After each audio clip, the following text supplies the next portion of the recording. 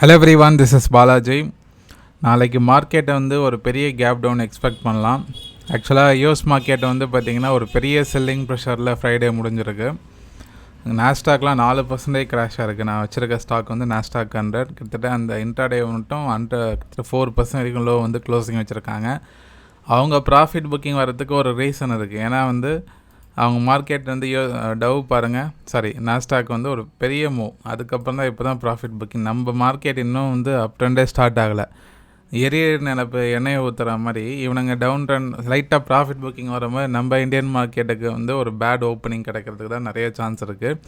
Gift Nifty இது வரைக்கும் 1.5%, அதாவது 350 பாயிண்ட் மைனஸில் ட்ரேட் ஆகிட்டுருக்கு. 93,991 வந்து க்ளோசிங், கிட்டத்தட்ட 23,000. இப்போ நம்ம நிஃப்டி வந்து எனக்கு தெரிஞ்சு வந்து ஒரு முக்கியமான சப்போர்ட்டை நாளைக்கு பிரேக் பண்ணி க்ளோசிங் வந்து பேரேஜ் கேனலில் வரணும். வந்துச்சுன்னா அதுக்கப்புறம் வந்து ஒரு அந்த ஹெட் அண்ட் ஷோல்டர்னு சொல்லியிருந்தேன் பார்த்தீங்களா, அது ஆக்டிவேட் ஆகி கண்டினியூவாக டவுன் செல் ஆகிறதுக்கு வாய்ப்பு இருக்குது. இதுக்கு முன்னாடி போன வாரம் வந்து இந்த கேப் ஃபில்லிங் சப்போர்ட்டான 2300 140 100 அப்படின்றத கரெக்டாக எடுத்துகிட்டு 2 நாள் பவுன்ஸ் ஆகிட்டுருக்கு. நாளைக்கு ஓப்பன் ஆகும்போது இந்த ரேஞ்சுக்கு கீழே ஓப்பன் ஆகிட்டு ஒரு பேரேஜ் கேண்டில், அதாவது 23,000க்கு கீழே ஒரு பேரேஜ் கேண்டில் க்ளோசிங் வந்துடணும். 2300 கீழே ஓப்பன் ஆகிட்டு கேண்டில் ஒரு பேரேஜ் கேண்டில் ஸ்ட்ராங்காக க்ளோசிங் வந்து நான் ப்ரைஸ் ஆக்ஷனில் அடுத்த நாள் வந்து கண்டினியூவாக டவுன்ஃபால் தான் இருக்கும். ஏன்னா அடுத்த ஒரு சப்போர்ட் வந்து மீனிங்ஃபுல்லாக எதுவும் இல்லை. அடுத்த வந்து லாங்காக தான் இருக்குது. 22,300 தான் அடுத்த சப்போர்ட்டாக இருக்குது. ஸோ ரொம்ப கேர்ஃபுல்லாக வந்து இருக்கணும். நாளைக்கு மார்க்கெட் வந்து ரொம்ப க்ரூஷியல், ஒரு டேர்னிங் பாயிண்ட்டாக இருக்கும். ஏன்னா இந்த இடத்த உடச்சேன்னா அடுத்த லெவலுக்கு வந்து நிஃப்டி வந்து இறங்கும். ஸோ ட்ரேடர்ஸ் எல்லோரும் கவனமாக இருங்க. Mid cap, small cap, Nifty bank சொல்லிடுறேன். ஆக்சுவலாக பேங்க் நிஃப்டி கொஞ்சம் லைட்டாக ரிக்கவரி மோடில் இருந்தது. அதுவும் வந்து ஷார்ட்டாகவே இந்த டவுன் ட்ரெண்ட் ரெசிஸ்டன்ஸ் பக்கத்தில் தான் க்ளோசிங் வச்சுருக்காங்க. ஸோ நாளைக்கு இதுவும் கேப் டவுன் ஆச்சுன்னா திருப்பி வந்து அந்த ப்ரைய லெவலுக்கு வந்து 52,949, அதாவது க்ளோஸ் டு 53,000 வந்து சப்போர்ட்டாக ஆக்ட் ஆகும். அதாவது இப்போ பார்க்கும்போது பேங்க் நிஃப்டி கொஞ்சம் ரிக்கவரி ஆகிருக்கு, அதனால் வந்து ஃப்ரீ ஃபால் ஜோன்லேருந்து கொஞ்சம் தள்ளி இருக்குது. நிஃப்டி வந்து ரொம்ப க்ளோஸாக இருக்குது. ஸோ அதனால் நிஃப்டியில் மட்டும் கொஞ்சம் கேர்ஃபுல்லாக இருங்க. பேங்க் நிஃப்டி ஃப்ரீ ஃபால் ஜோனில் இல்லை, ப்ரீவியஸ் லோ டெஸ்ட் பண்ணுறதுக்கு சான்ஸ் இருக்குது.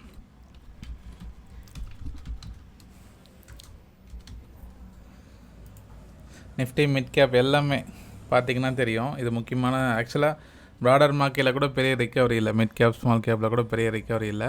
17,000 வந்து மிட் கேப் கிராஸ் ஆச்சுன்னா மிட் கேப் ஸ்டாக்ஸ்லாம் வந்து பேய் மாதிரி இறங்கும். ஆல்ரெடி நல்லா ரேலி ஆகிட்டு கொஞ்சம் ஷார்ப்பான, பட் இருந்தாலும் நீங்கள் பாலாஜி என்ன டெய்லி ஏதாவது ஸ்டாக்ஸ் பிரேக் அவுட் சொல்லிகிட்டே இருக்கீங்க அப்படின்னா, அதாவது என்னதான் புயல் அடித்தாலும் அதில் பொறி சாப்பிட்றவங்க இருக்க தான் செய்வாங்க. அதே மாதிரி தான் ஸ்டாக் மார்க்கெட்டில் என்னதான் டவுன் ட்ரெண்டாலும் சில ஸ்டாக் வந்து மேலே போயிட்டே தான் இருக்கும். பட் அதை கண்டுபிடிக்கிறது நம்ம வேலை. அதை ரெகுலராக நீங்கள் ஃபாலோ பண்ணும்போது மார்க்கெட்டில் ப்ரைஸ் ஆக்ஷனை பேஸ் பண்ணி எடுக்கலாம். பட் வந்து ரொம்ப ஸ்பெசிஃபிக்காக தான் ஃபோக்கஸ் பண்ணணும். அப்படியே பிளைண்டாக எல்லா ஸ்டாக்ஸும் அப் ட்ரெண்ட் ஆகாது. அதனால் ஸ்டாக் ஸ்பெசிஃபிக்காக வேணால் ஃபோக்கஸ் பண்ணுங்கள். பட் வந்து கொஞ்சம் கேர்ஃபுல்லாக ரொம்ப வைடாக வந்து ட்ரேட் பண்ணுறது, பையிங்க்கு போகிறத அவாய்ட் பண்ணுங்கள். டெக்னிக்கலாகவும் வந்து வீக்காக இருக்குது மார்க்கெட். நாளைக்கு கேப் டவுன் வந்து நாளைக்கு எப்படி ரியாக்ட் சம்டைம்ஸ் கேப் டவுன் ஆகி அப் ஆகி முடியும். அப்படி முடிஞ்சதுன்னா அது வந்து பெரிய இம்பேக்டை க்ரியேட் பண்ணாது. சம்டைம்ஸ் ஒரு ஹியூஜ் கேப் டவுன் வந்து பார்த்திங்கன்னா, இப்போ சப்போஸ் நாளைக்கு இது கீழே உடைக்குதுன்னு வச்சுங்க, உடச்ச உடனே ஃபாஸ்ட்டாக ரிக்கவரியாக திருப்பி பழைய நிலைமைக்கு மேலே 23,300 400க்கு மேலே க்ளோசிங் வச்சாங்கன்னா அது வந்து பிரேக் அவுட் ஆன மாதிரி கணக்கு கிடையாது. அதுக்கு கீழே ஸ்ட்ராங்காக க்ளோசிங் வரணும். பேரேஜ் கேண்டில் வந்ததுன்னா பார்ப்போம். இப்போதைக்கு கேர்ஃபுல்லாக இருங்க. ஒரு டேர்னிங் பாயிண்டில் நிஃப்டி இருக்குது. ஓகே, இப்போ வந்து உங்களுக்கு சில கமெண்ட்ஸ்லாம் வந்திருக்கு, அதை நான் படிக்கிறேன்.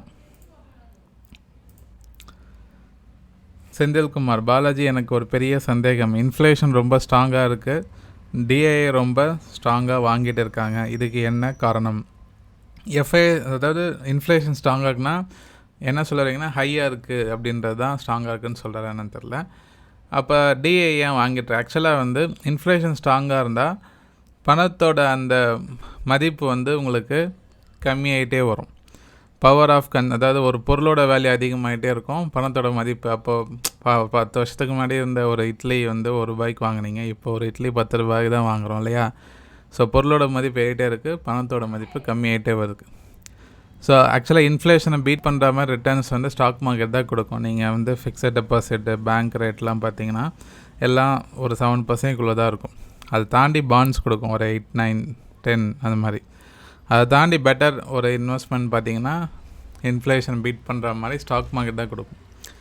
ஸோ அதுதான் ஈஸியாக லிக்விடேட் பண்ண முடியும். நீங்கள் லேண்டில் மற்றெல்லாம் இன்வெஸ்ட் பண்ணால் ஈஸியாக லிக்விடேட் பண்ண முடியாது. அதனால் டிஏ வந்து ஒரு சைடு எஃப்ஐஎஸும் கண்டினியூவாக செல்லிங்கில் இருக்கனால அட்லீஸ்ட் டிஏ வந்து மணியை வந்து இன்வெஸ்ட் பண்ணிட்டே இருக்கும் போது ஓரளவுக்கு நம்ம மார்க்கெட் கிராஷ் ஆகாமல் பாதுகாப்போடு இருக்கும். தட் மீன்ஸ் அவங்களோட இன்வெஸ்ட்டாக இருக்குது. ஏன்னா மியூச்சுவல் ஃபண்ட்ஸில் இன்வெஸ்ட் பண்ணுறவங்களுமே ரிட்டர்ன்ஸ் வந்தால் தான், அட்லீஸ்ட் பெரிய நெகட்டிவ் இல்லாமல் ரிட்டர்ன்ஸ் ஓரளவுக்கு ஸ்டேட்டஸ்க்கோ இல்லை மினிமம் ரிட்டர்ன்ஸ் கொடுத்தா தான் அவங்க பழப்பு ஓடும் இல்லையா? இதில் மார்க்கெட்டை விட்டுட்டாங்க கிராஷ் ஆகிடுச்சுன்னா யாருமே ஸ்டாக் மார்க்கெட் பற்றி வரவே மாட்டாங்க அடுத்த ஒரு 3 வருஷத்துக்கு. அப்போ அந்த இண்டஸ்ட்ரீஸ்லாம் பெரிய அஃபெக்ட் ஆகிறனால தான் வந்து முடிஞ்ச அளவுக்கு தாக்கு பிடிக்கிறாங்கன்ற பார்க்குறேன். Mall ரேப்பல் Balaji, how about Balaji amines trend? ஆக்சுவலாக இந்த பாலாஜி அமைன்ஸ் பார்த்திங்கன்னா கிட்டத்தட்ட லாஸ்ட் ஒரு இந்த ஸ்டாக் நான் வச்சுருக்கேன், ஒரு பெரிய ரிட்டர்ன்ஸ் கொடுக்காத ஸ்டாக்கு எனக்கு. பட் இப்போ ரீசெண்டாக நல்ல ரிக்கவரி ஆகிட்டுருக்கு. ஏப்ரல் மாதத்துலேருந்து 1000 ரூபாயிலேருந்து 2000 ரூபா போயிடுச்சு இந்த ஸ்டாக். 100% ஏறி இருக்குது இந்த ஸ்டாக். Looking good. முக்கியமான டவுன் ட்ரெண்ட் ரெசிஸ்டன்ஸை பிரேக் பண்ணியிருக்கு. ஸோ 2000க்கு மேலே இந்த ஸ்டாக் ரீட்டைன் ஆகிட்டே இருந்தால் ஒன்றும் பிரச்சனை கிடையாது. ஸ்விங் பண்ணுறவங்க பண்ணலாம் ஷார்ட் டேர்முக்கு. பட் என்னென்னா ரொம்ப வால்டாலிட்டி ஸ்டாக். திருப்பி 2000 கீழே வந்தது அப்படின்னு 2000ல் 1940 அந்த ரேஞ்சுக்கு கீழே வந்ததுன்னா டவுன் ட்ரெண்ட் ஸ்டார்ட் ஆகிடும். இதுக்கு மேலே ரீட்டைன் ஆகிட்டே இருந்தால் பாசிட்டிவ் சென்டிமெண்ட் தான். அதை சப்போர்ட்டை ட்ராப் பண்ணிட்டு அதுக்கு மேலே இருக்கும்போது ஃபோக்கஸ் பண்ணுங்கள். அடுத்தது அலெக்ஸ் அப்படின்ற பாலாஜி மந்த்லி சார்ட் பார்க்கும்போது டபுள் டாப் தெரியுது என்று என் சொல்லவில்லை. நிஃப்டியில் கேட்குறாரா? நிஃப்டியை பொறுத்த வரைக்கும் பார்த்தீங்கன்னா மந்த்லி சார்ட்டில் டபுள் டாப்னு சொல்ல முடியாது. ஆக்சுவலாக ஸ்விங் வந்திருக்கு. அது வந்து அதுக்கப்புறம் இந்த 22,100 பிரேக் பண்ணதுக்கப்புறம் 22,000 பிரேக் பண்ணதுக்கப்புறம் அதை பற்றி பேசுவோம். இப்போ தேவையில்லாமல் பேனிக் பண்ண வேண்டாம். Premkumar, D Balaji, I open Upstox demat account from your description link. So how to get the guidance from you? Any comments? நீங்கள் யாரெல்லாம் அப்டாக் அக்கௌண்ட் என்னோட ரெஃபரல் லிங்கில் ஓப்பன் பண்ணியிருக்கீங்களோ வாட்ஸ்அப்பில் வந்து உங்களோட ஓப்பன் பண்ண அந்த ஐடி இருக்கும், அப்டாக்கோட ஐடி, உங்கள் பேர் ஐடி டைப் பண்ணி அனுப்புங்க. நான் என்னோடய டேஷ்போர்டில் வந்திருக்கான்னு செக் பண்ணிவிட்டு உங்களை வந்து அந்த அப்டாக் கிளைண்ட் குரூப்பில் நான் ஆட் பண்ணிடுறேன். ஸோ நீங்கள் ஃபர்தராக ஃப்யூச்சரில் அதில் ட்ரேட் பண்ணுற இதுக்கு நீங்கள் என்கிட்ட வந்து கைடன்ஸ் வந்து கேட்டுக்கலாம். ஓகேவா? ஸோ மற்றபடி எதாவது டவுட்ஸ் இருக்குது ஜென்ரலான்றதும் வந்து நீங்கள் கேட்கலாம். நான் வந்து ரிப்ளை கொடுப்பேன். இதுக்கு தான் எதுவுமே சார்ஜ் பண்ணுறது கிடையாது, எல்லாமே ஃப்ரீ தான். ஒன்லி திங் ஒரு என்எஸ்சி ஆத்தரைஸ் பர்சனாக உங்களுக்கு கைடன்ஸ் கொடுக்குறது, அவ்வளோதான். Ravindran, Balaji, when will Nifty turn around as per view? Possible maximum down range, close to 2 years, no returns, negative as well. Your Nifty maximum range for this year. And இது வரைக்கும் last நான் வீடியோவில் எதாவது discuss பண்ணியிருந்தேன். கடந்த ஒரு 6 மாதமாக மார்க்கெட் வந்து இந்த இயர் ஸ்டார்ட் வந்து டவுன் ட்ரெண்ட் தான் இருக்குது. ஸோ ஒரு பெரிய ரிக்கவரியே இல்லை. கண்டினியூவாக வந்து இப்போ ஃபர்தராக அடுத்த ஒரு 6 மாதம் எப்படி இருக்க போகுது, மேக்ஸிமம் ரேஞ்ச் என்ன? ஆக்சுவலாக அந்த 22,000 தான் முக்கியமான சப்போர்ட். நிஃப்டி வந்து இந்த ப்ரெசண்ட்லேருந்து இறங்கினாலும் கூட இன்னும் ஒரு 6% தான் வந்து 1500 பாயிண்ட் அதாவது 6% வரைக்கும் லாங் டேர்ம் சப்போர்ட் இருக்குது. அதை பிரேக் பண்ணிச்சுன்னா ரொம்ப பெரிய கிராஷ் வந்து வரதுக்கு சான்ஸ் இருக்கும். ஏன்னா அடுத்தது வந்து 19,000 பக்கத்தில் தான் இருக்குது லாங் டேர்மில். எனக்கு தெரிஞ்சு இந்த இயர் வந்து 22,000 உடைக்காதுன்றது என்னோடய வியூ. மேபி இங்கேருந்து வந்துட்டு சப்போர்ட் எடுக்கலாம், பவுன்ஸ் ஆகலாம். ஏன்னா இதை உடைக்கிறதுக்கு ட்ரை பண்ணுதான். ஏன்னா லாஸ்ட் 2 இயர்ஸ் பெரிய ரிட்டர்ன்ஸ் இல்லை மார்க்கெட்டில். இதை உடைச்சுன்னா லாங் டேர்ம் கரெக்ஷன் ஸ்டார்ட் ஆகும். ஸோ 22,000 மேக்ஸிமம் ரேஞ்சாக இருக்கும்னு நினைக்கிறேன். பார்ப்போம். அப்சைடில் ஆல் டைம் ஹை வந்து ஆக்ட் ஆகும். ஹாய் பாலாஜி, ப்ராஃபிட் புக் பண்ண ஸ்டாக்கில் மறுபடியும் அந்த ஸ்டாக் பை பண்ணால் பயமாக இருக்குது. ஈவந்தோ அந்த ஸ்டாக் ப்ரைஸ் டிஸ்கவுண்ட்டில் ப்ரைஸ் இருந்தாலும் ஒரு ஸ்டாக் சில பேர் வந்து ஒரு ஸ்டாக்கில் பை பண்ணி ப்ராஃபிட் பண்ணிட்டாங்கன்னா திருப்பி வாங்கிறதுக்கு பயப்படுவாங்க. ஏன்னா லாஸ் ஆகிடுமோ, நம்மளுக்கு லக் இருக்காது அப்படிலாம் கிடையாது. டெக்னிக்கல் நல்லா இருக்கிற பட்சத்தில் நீங்கள் கான்சன்ட்ரேட் பண்ணுங்கள்.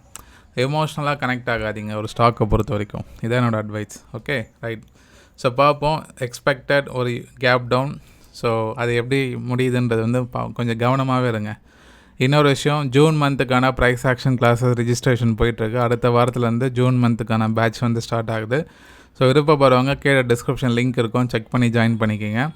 மார்க்கெட்டை வந்து டெக்னிக்கலை பேஸ் பண்ணி தான் நீங்கள் ட்ரேடிங் டிசிஷன்லாம் எடுக்கணும். ட்ரேடர்ஸாக இருந்தால், இன்வெஸ்டராக இருந்தால்.